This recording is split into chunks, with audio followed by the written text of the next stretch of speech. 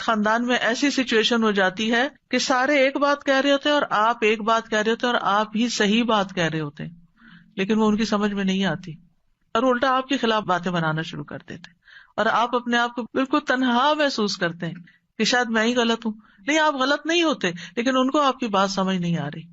تو وہ جو ایک تنہائی کا سا یا لونلی نیس کا یا ایک اکیلے پن کا احساس ہوتا ہے، کوئی بھی میرے ساتھ نہیں، کوئی بھی میرا ساتھ نہیں دے رہا، کوئی بھی میری مدد نہیں کر رہا، کوئی بھی مجھے سپورٹ نہیں دے گا، تو پھر دل نہیں ٹوٹنا چاہیے. کوئی بات نہیں، اللہ ہے نا، اللہ کافی ہے مجھے. اگر اللہ کی نظر میں میری یہ بات، میرا یہ فیصلہ، میرا یہ کام درست ہے تو میری کسی کی بھی پرواہ نہیں ہے. تو انسان غنی ہو جاتا ہے، اللہ اس کو بے پرواہ کر دیتا ہے، اللہ اس کے دل سے غم دور کر دیتا ہے، اللہ لوگوں کے چھوڑنے کا غم اس سے ہٹا دیتا ہے کہ کوئی بات نہیں. بعض اوقات آپ کو کوئی بڑا اہم کام کرنا ہوتا ہے، کوئی اچھا پروجیکٹ لے کے آپ چلتے ہیں، آپ ایک دوست سے بات کرتے ہو، کہتے ہیں یہ دیوانگی ہے، ایسی تمہارا خیال ہے. دوسری سجیشن وہ بھی کوئی کام کی نہیں، تیسری وہ بھی. آپ سوچتے ہیں کہ کسی کو میری بات ہی نہیں سمجھ آتی، کوئی میرا ساتھ ہی دینے کو تیار نہیں. ایسے تمام دل ٹوٹنے والے ٹائمز پر حسبی اللہ و نعم الوکیل، اگر میں ایک خیر کا کام لے کر چلی ہوں تو اللہ میری مدد کرنے والا ہے. کیونکہ اب دیکھیے کہ دنیا میں بڑے کام صرف ان لوگوں نے کیے ہیں جن کا حوصلہ بلند ہوتا ہے، جن کا توکل پھر اللہ کی ذات پر ہوتا ہے کہ یہ ہوگا، اللہ کرے گا، کرنے والا اللہ ہے. میں طریقہ کروں گی، سبب اختیار کروں گی، محنت کروں گی، لیکن برکتیں اور رحمتیں تو اللہ ہی کی طرف، فضل تو اللہ کی طرف. اللہ ذو فضل عظیم، بڑا فضل تو اللہ کے پاس ہے. ہم لوگوں کے ہاتھوں کی طرف دیکھتے ہیں، لوگوں کے خزانے کی طرف دیکھتے ہیں، اصل خزانوں کا مالک کون ہے اور ان لوگوں کا بھی مالک کون ہے؟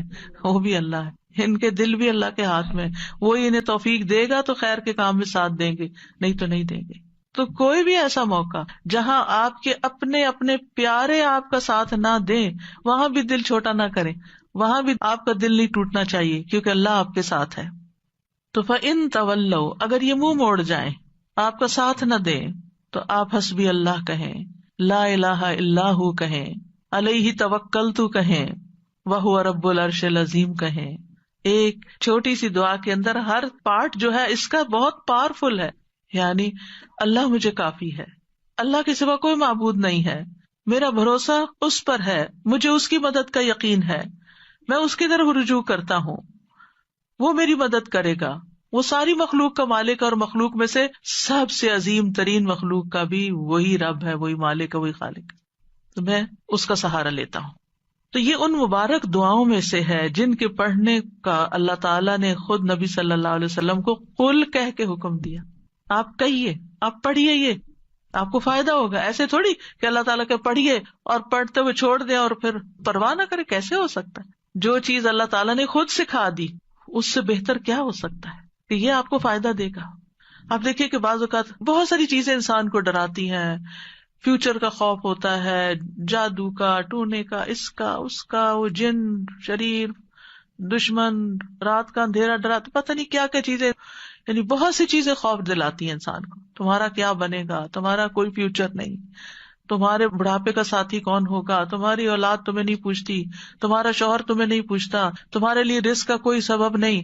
کئی چیزیں انسان کو شیطان ڈراتا رہتا ہے نا. ایسے سارے موقعوں پر حسبی اللہ، جب تک اللہ ہے نا میری زندگی میں، کسی چیز کی کمی نہیں، کیونکہ اسباب بھی وہ مہیا کرتا ہے، دعائیں بھی وہ قبول کرتا ہے، عبادت بھی اسی کے لیے ہے، اور وہ سب کچھ کر سکتا. کیا فکر کی ضرورت ہے؟ توکل کریں، بھروسہ کریں. ابو درداء کہتے ہیں کہ جو شخص یہ دعا صبح و شام 7 دفعہ پڑھے، اللہ تعالیٰ اسے تمام فکروں سے کافی ہو جاتا ہے، ساری فکر اس کی ختم ہو جاتی ہے. اور جب آپ پڑھیں نا تو اس طرح سوچ کے پڑھیں، حسبی اللہ لا الہ الا ہوا علیہ توکلت وہو رب العرش العظیم. جو بھی نیکی کا کام آپ کرنا چاہیں، کیونکہ کچھ لوگوں کا حال یہ ہوتا ہے جب ان سے کچھ بھی کہا جاتا نہیں کر لو، کہتے ہیں میں نہیں کر سکتا، آئی ڈونٹ تھنک کہ میں اس قابل ہوں، میں تو اس قابل نہیں، مجھ سے نہیں ہوگا، میرا نہیں خیال میں کر پاؤں گی، مجھے نہیں لگتا کہ میں یہ پڑھ پاؤں گی یا وہ کر لوں گی. ایسے جملے ہی زبان سے نہ نکالیں. اس وقت کیا کریں، اللہ کی مدد ہوگی تو انشاءاللہ میں کر لوں گی، اللہ میری مدد کرے گا. حسبی اللہ لا الہ الا اللہ اللہ ہے نا, اللہ کروائے گا.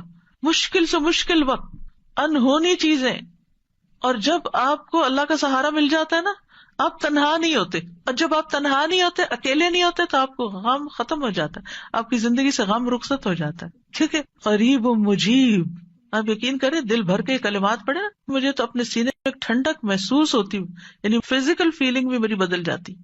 وہ قریب ہے, اس سے زیادہ تو کوئی قریب ہمارے ہو ہی نہیں سکتا. ہم انسانوں کو قریب سمجھتے ہیں, نہیں, ان کی تو اپنی بہت سی مشکلات ہیں, وہ تو اپنے لیے بھی کافی نہیں ہے, ہمارے لیے کہاں ہوں گے. اور پھر میری دعاؤں کو بھی وہ سننے والا ہے, اس لیے مجھے کس بات کا فکر ہو, کس بات کا غم. تو یہ دعا دین و دنیا کی پریشانی دور کرنے کا ذریعہ ہے, ہر مصیبت سے کفایت کرتی ہے جو بندے کو پریشان کرتی ہے. اسباب اختیار کرنے کے بعد اللہ پر بھروسہ کرنا ہی کامل توحید ہے. اللہ پر توکل کرنا اللہ کے کافی ہونے کا سبب ہے. اور یہ کلمہ توحید ہے نا, لا الہ الا ہو, اس کی بنا پر انسان کو دنیا اور آخرت میں نجات ملتی ہے. آخرت میں جنت کی کنجی بھی یہی ہے, توحید خالص. اور جب مشکل میں آپ نے سب کو چھوڑ دیا نا, صرف اللہ کو پکڑا, تو آپ کی توحید پکی ہو گئی. اور پھر آپ نے اس دعا میں توحید, توکل اور اللہ کے رب ہونے کا وسیلہ پکڑا. اور کبھی یہ دعا جو ہے طلب کی بجائے خبر کے صیغے میں بھی مانگی جاتی ہے, مطلب صرف اللہ کے بارے میں اچھا گمان اپنا رکھنے کو. تو یہ توکل ہے کیا چیز, تھوڑا سا اس پہ بات کر لیتے ہیں. توکل کا مطلب ہوتا ہے اپنی بے بسی کا اظہار کرنا اور اپنے علاوہ کسی دوسرے پر اعتماد کرنا. میں کمزور ہوں, میرے پاس کچھ نہیں, تو ہی سب کچھ ہے. اور دینی معنی میں توکل کیا ہوتا ہے, دنیا اور آخرت کے فوائد و نقصانات کے معاملے میں دل کا اللہ تعالیٰ کی ذات پر اعتماد کرنا, اور یہ ایمان رکھنا کہ اللہ کے سوا کوئی عطا نہیں کر سکتا, نہ روک سکتا, نہ نقصان دے سکتا, نہ نفع دے سکتا, سب کچھ اسی کے اختیار میں. ابن الجوزی کہتے ہیں یہ اللہ پر بھروسہ کرتے ہوئے اللہ کی اچھی تدبیر کی بنا پر اپنے معاملے کو اللہ کے سپرد کر دینا ہے, اللہ پر اعتماد کرنا ہے. خرابی کہتے ہیں توکل یہ کہ اللہ سے اچھا گمان رکھا جائے کہ اللہ یہ کام کر دے گا. توکل اللہ کے وعدوں پر دل کا اطمینان ہوتا ہے. ابن تیمیہ کہتے ہیں اللہ پر توکل کرنا فرض ہے اور بڑے فرائض میں سے ہے, جیسا کہ اللہ کے لیے اخلاص اپنانا واجب ہے. اور اللہ نے کئی آیات میں توکل کرنے کا حکم دیا ہے. یہ وضو کرنے کے حکم غسل جنابت کے حکم سے بھی بڑا حکم ہے, اور اللہ نے اپنے علاوہ کسی اور پر توکل سے منع کیا. یعنی وضو کا حکم تو ایک دفعہ آیا نا, جنابت سے غسل کا حکم تو قرآن میں ایک دفعہ آیا, توکل کا حکم کئی دفعہ آیا. تو ہم وضو کا اہتمام تو ضرور کرتے ہیں, پاکیزہ ہونے کا اہتمام کرتے ہیں, لیکن جب توکل کی باری آتی ہے تو ہم فیل ہو جاتے ہیں, وہ ہمیں یاد نہیں رہتا. پھر سعید بن جبیر کہتے ہیں اللہ پر توکل کرنا ایمان کا خلاصہ ہے. ابو محمد سہل کہتے ہیں مقامات میں توکل سے زیادہ باعزت کوئی اور مقام نہیں.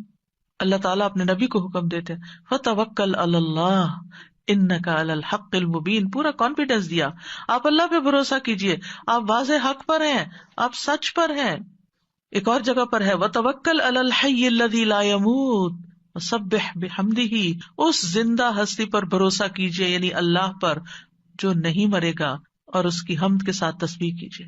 ہم کس پر بھروسہ کر رہے ہوتے ہیں؟ انسانوں پر جو کہ ختم ہو جانے والے. مومنوں کو حکم دیا وَعَلَى اللَّهِ فَلْيَتَوَكَّلِ الْمُتَوَكِّلُونَ, وہ توکل کرنے والوں کو اللہ پر توکل کرنا چاہیے.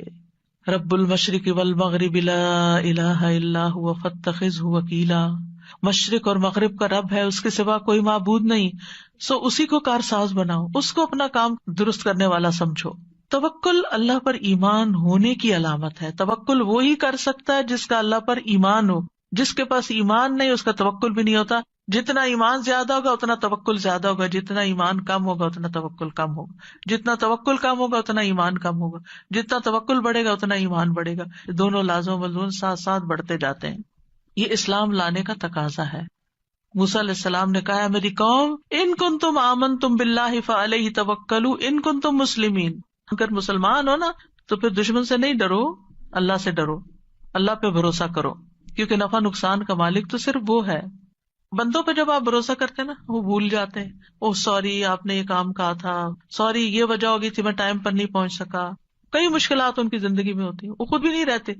لیکن اگر آپ اللہ پہ بھروسہ کرتے ہیں تو اللہ تعالیٰ کو ہمیشہ ہے, ہمیشہ رہے گا, اور وہ ہمیشہ مدد کر سکتا ہے. حالات تبدیل ہوتے رہتے ہیں، لوگ آپ کی زندگی میں تبدیل ہوتے رہتے ہیں، جگہیں تبدیل ہوتی رہتی ہیں، سچویشن تبدیل ہوتے رہتے ہیں، لوگوں کی لائلٹیز تبدیل ہوتی رہتی ہیں، لوگوں کے دل بدلتے رہتے ہیں، مالی حالات بدلتے رہتے ہیں. اس دنیا میں ہر لمحہ ایک چینج آ رہا ہوتا ہے، غیر محسوس چینج، اور بعض اوقات ہم اس کو ٹیکل نہیں کر سکتے کیونکہ ہمارے اندر بھروسہ نہیں ہوتا، توکل نہیں ہوتا. جو توکل کرتا ہے وہ ہر تبدیلی کے اندر کام ہوتا ہے. موسم بدل رہا ہے، کوئی بات نہیں، کوئی بھی چیز پسند کے خلاف، کوئی بات نہیں، سب ٹھیک ہو جائے گا. تو اللہ سبحانہ وتعالی نہ ہم سے غافل ہے اور نہ ہی ہم سے دور ہے، اس لیے کسی اور کو کارساز بنانے کی بجائے اسی کو سہارا سمجھا جائے، کیونکہ جو اللہ کے سوا دوسروں کو سہارا بناتا ہے تو ایسے سہارے کمزور ہوتے ہیں. مکڑی کا گھر، اس کی مثال دی گئی قرآن میں. تو ہر کام کا ارادہ کرنے کے بعد اللہ پہ بھروسہ کرے. فَإِذَا عَزَمْتَ فَتَوَكَّلْ عَلَى اللَّهِ، عزم کر لیا توکل اللہ پر.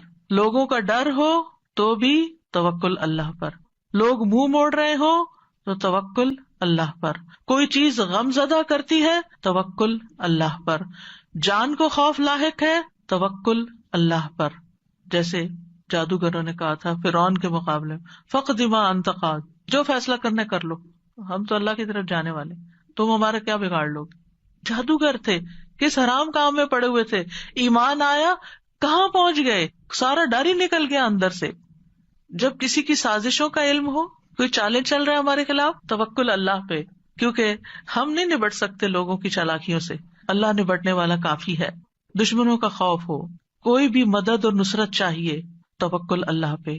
کوئی اذیت دے، کوئی تکلیف دے، کوئی پریشان کرے، جہاں سے آپ کو خوف لائق رہتا ہے، اب پتہ نہیں یہ میرے ساتھ کیا کرے گا، اس نے پہلے بھی جادو کیا تھا مجھ پہ، وہ بڑا مشکل ٹوٹا، اب پھر یہ پھر کر دے گا مجھ پہ. عام طور پہ لوگوں کی یہ ذہنی کیفیت رہتی ہے نا، وہ فلاں آیا تھا نا، مجھے نظر لگ گئی تھی، اب یہ پھر آ گیا ہے، اب پھر یہ کچھ کر کے جائے گا. نہیں، مت ڈریں، اللہ کافی ہے. جب ایسا کوئی خوف آنے لگے، حسبی اللہ و نعم الوکیل، کوئی کچھ بھی نہیں کر سکتا، اللہ ہے نا بس. اگر کوئی الزام لگائے آپ پر، آپ کو کوئی جھوٹا کہے، کوئی اور طرح سے تنگ کرے، تکلیف دے، تو اللہ پہ بھروسہ کرے کہ اللہ تو کافی ہو جائے ان سے مجھ کو. پھر اسی طرح بعض اوقات انسان کو کچھ کمپرومائز کرنے پڑتے ہیں، کسی کے ساتھ صلح کرنی پڑتی ہے، کچھ اپنے حق چھوڑنے پڑتے ہیں. بعض اوقات آپ لیٹ گو کر دیتے ہیں اپنا کوئی حصہ کہ اپنے بہن بھائی سے لڑائی ختم کر کے، تو پھر آپ سوچتے میرا کیا ہوگا. تو اللہ پہ توکل ہے، اللہ کافی ہے، اللہ مجھے کہیں اور سے دے گا. میں نے اللہ کی خاطر چھوڑا ہے نا، اللہ اس سے کئی گنا زیادہ لوٹائے گا، کیونکہ اللہ کی خاطر یہ کیا ہے میں نے. پھر اسی طرح کوئی بدشگونی ہوتی ہے، کتنی چیزیں ہیں بدشگونی کی جس سے لوگ ڈراتے ہیں، کالی بلی سے، پتہ نہیں اور کس کس سے، یہ رستہ کاٹ گئی، وہ فلاں نظر آ گیا. ان ساری بدشگونیوں کا مقابلہ بھی جہاں سپرسٹیشنز ہو، جہاں وہم، کیونکہ بعض لوگوں کو وہم ہی کھایا جاتا ہے، ہونا ہمانا کچھ نہیں ہوتا، یہ ان کا صرف خیال ہوتا ہے. یہ نہ ہو جائے، میں گھر سے نکلی ہوں گاڑی لے کر، پتہ نہیں کوئی ایکسیڈنٹ نہ ہو جائے، یہ جہاز پہ بیٹھنے لگی ہوں، پتہ نہیں اس کا کریش ہی نہ ہو جائے. یعنی کوئی نہ کوئی ایسی باتیں انسان کے دل میں شیطان ڈالتا رہتا ہے کہ جس سے وہ انجوائے کرنے کی بجائے اس سچویشن کو صرف خوف زدہ رہتا ہے. تو ایسے تمام توہمات، ایسی تمام خوف زدہ کرنے والی باتیں، ان کے لیے کیا کریں؟ اللہ پہ توکل کریں. پھر اسی طرح آخری زمانے کے جو فتنے ہیں، دجال کا آنا ہے، ان سب مواقع پر بھی اللہ پر بھروسہ، اللہ کا دامن تھامے، اللہ کی طرف رجوع کریں. جب نبی صلی اللہ علیہ وسلم نے ایک موقع پر دجال کے بارے میں لوگوں کو آگاہ کیا تو آپ نے فرمایا کہ جب وہ یہ دعویٰ کرے گا نا کہ میں تمہارا رب ہوں، تو جو شخص یہ کہہ دے کہ تو ہمارا رب نہیں، ہمارا رب تو اللہ ہے، ہم اسی پہ توکل کرتے ہیں، اسی کی طرف رجوع کرتے ہیں، اور ہم تیرے شر سے اللہ کی پناہ میں آتے ہیں، تو اس کو اس پر تسلط حاصل نہیں ہوگا، وہ اس کو نہیں پکڑ سکے گا. اس وقت بھی ربنا اللہ علیہ توکلنا وإلیہ انبنا نعوذ باللہ من شرک، یہ اگر کوئی پڑھ لے گا تو دجال اس کا کچھ نہیں بگاڑ سکے گا.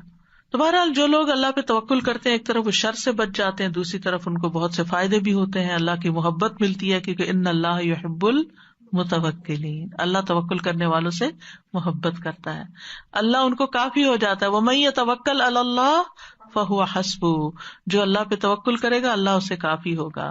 وتوکل علی اللہ وکفی باللہ وکیلا، اللہ پہ بھروسہ کریں، اللہ کافی ہے کارساز، پھر آپ کو اس کے سوا کسی کی مدد کی ضرورت بھی نہ رہے گی. توکل انسان کو بہادر بنا دیتا ہے، توکل انسان کو مستقبل کے خوف سے بچاتا ہے، اینگزائٹی سے بچاتا ہے.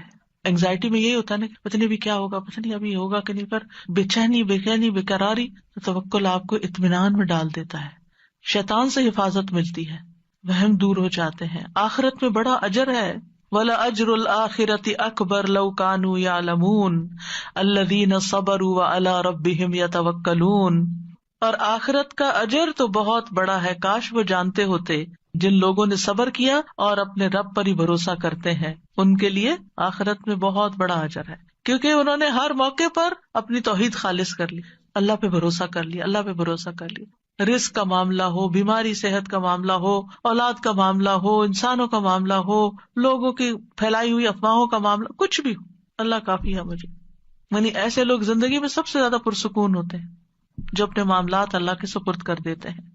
تو اس لیے کوئی بھی چیز جب آپ کے دل میں گھبراہٹ ذرا سی بھی ڈالے، فوراً پڑھے حسبنا اللہ و نعم الوکیل یا حسبی اللہ و نعم الوکیل، حسبی اللہ لا الہ الا هو علیہ توکلت وہو رب العرش العظیم۔